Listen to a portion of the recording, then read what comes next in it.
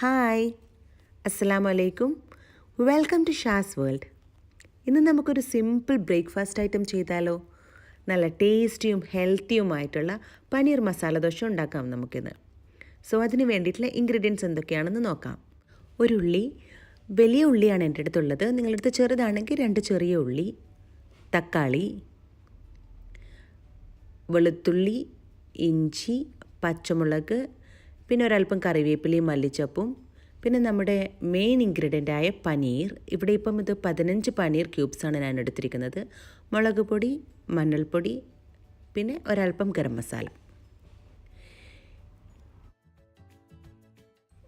ഒരു പാൻ എടുത്ത് അടുപ്പിൽ വെച്ച് ചൂടായാൽ അതിലേക്ക് നമുക്ക് 1 ടേബിൾ സ്പൂൺ ഓയിൽ ഒഴിച്ച് കൊടുക്കാം.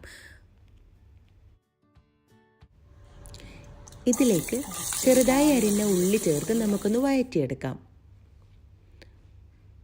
ഉള്ളി ഒന്ന് വഴന്ന് സോഫ്റ്റായി കഴിഞ്ഞാൽ അതിലേക്ക് നമുക്ക് ചെറുതായി അരിഞ്ഞു വെച്ച 2 പച്ചമുളകും,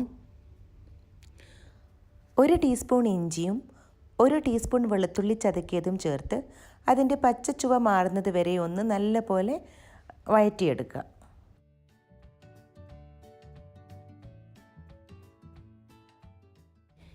ഇനി ഇതിലേക്ക് ചെറുതായി അരിഞ്ഞു വെച്ച കറിവേപ്പിലയും ഒരു പകുതി തക്കാളിയാണ് യൂസ് ചെയ്യുന്നത്. തക്കാളിയും ഉള്ളിയും ഒക്കെ ഒന്ന് സോഫ്റ്റ് ആവുന്നത് വരെ കുക്ക് ചെയ്തെടുക്കാം.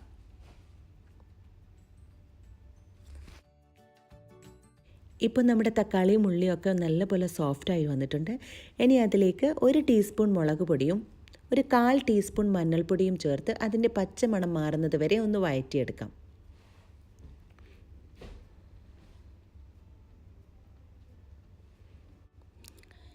ഇനി ഇതിലേക്ക് ഒരല്പം ചൂടുവെള്ളം, ഏകദേശം 1 ടേബിൾ സ്പൂൺ ചൂടുവെള്ളവും ആവശ്യത്തിന് ഉപ്പും ചേർത്ത് ഒന്ന് മൂടി വെച്ച് ചെറിയ തീയിൽ 1 മിനിറ്റ് നേരം വെക്കണം.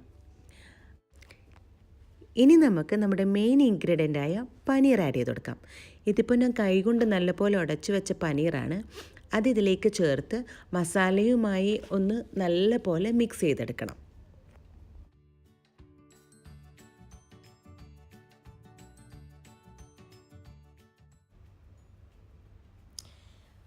ഒരു 1/4 ടീസ്പൂൺ ഗരം മസാലപ്പൊടിയും ചെറുതായി അരിഞ്ഞു വെച്ച മല്ലിച്ചപ്പും ചേർത്ത് നമുക്കിതൊന്ന് മൂടി വെച്ച് 1 മിനിറ്റ് നേരം ചെറിയ തീയിലൊന്ന് വെക്കണം. ഇനി ഒരു ദോശക്കല്ല് അടുപ്പിൽ വെച്ച് ചൂടായി കഴിഞ്ഞാൽ നമുക്ക് നെയ് റോസ്റ്റിനൊക്കെ ചുടുന്നത് മാതിരി കനം കുറച്ച് ഒരല്പം വലിപ്പത്തിൽ നേരെ ദോശ ചുട്ടെടുക്കാം.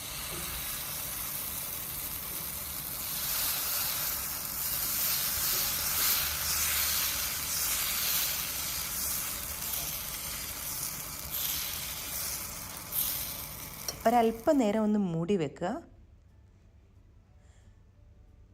ഇപ്പോൾ നമ്മുടെ നെയ് റോസ്റ്റൊക്കെ ഒന്ന് മുരിഞ്ഞ് വരാൻ തുടങ്ങിയിട്ടുണ്ട്. നമുക്കിതിലേക്ക് ഒരല്പം ഗീ തടവി കൊടുക്കാം.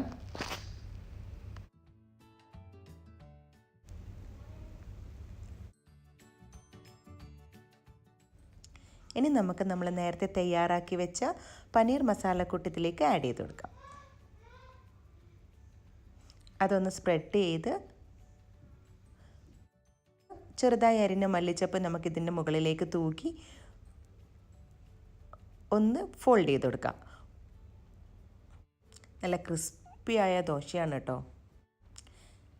ഇപ്പം നമ്മുടെ പനീർ മസാല ദോശ റെഡി ആയി കഴിഞ്ഞു. ഇനി നമുക്കിതൊരു സെർവിങ് പ്ലേറ്റിലേക്ക് മാറ്റാം. അങ്ങനെ നമ്മുടെ ടേസ്റ്റി, യമ്മി, ഹെൽത്തിയുമായിട്ടുള്ള പനീർ മസാല ദോശ ഇവിടെ റെഡി ആയി കഴിഞ്ഞു. ഇത് നല്ലൊരു ബ്രേക്ക്ഫാസ്റ്റ് ഐറ്റമാണ്. പനീറൊക്കെ കഴിക്കാൻ മടിയുള്ള കുട്ടികൾക്ക് ഈ രീതിയിൽ ചെയ്ത് കൊടുത്താൽ അവരെന്തായാലും കഴിക്കും. കാരണം എൻ്റെ ഇളയ മോനിക്ക് ഇതുവരെ അത് പനീറാണെന്നറിയില്ല. അവൻ മുട്ട ബുർജിയാണെന്ന് കരുതിയിട്ട് അത് കഴിക്കണത്. ഏകദേശം ഒരു മുട്ട ബുർജിയുടെ ഒക്കെ ഫ്ലേവർ തന്നെയാണ് ഇതിന് വരുന്നത്. അതുകൊണ്ട് എല്ലാവരും ഇതൊന്ന് ട്രൈ ചെയ്ത് നോക്കാം. ഇഷ്ടപ്പെട്ടെങ്കിൽ ലൈക്ക് ചെയ്യുക, കമൻറ്റ് ചെയ്യുക, സബ്സ്ക്രൈബ് ചെയ്യുക. അപ്പോൾ ഇൻഷാ അല്ലാഹ് അടുത്ത വീഡിയോയുമായി വീണ്ടും കാണുന്നത് വരെ ടേക്ക് കെയർ, ബൈ.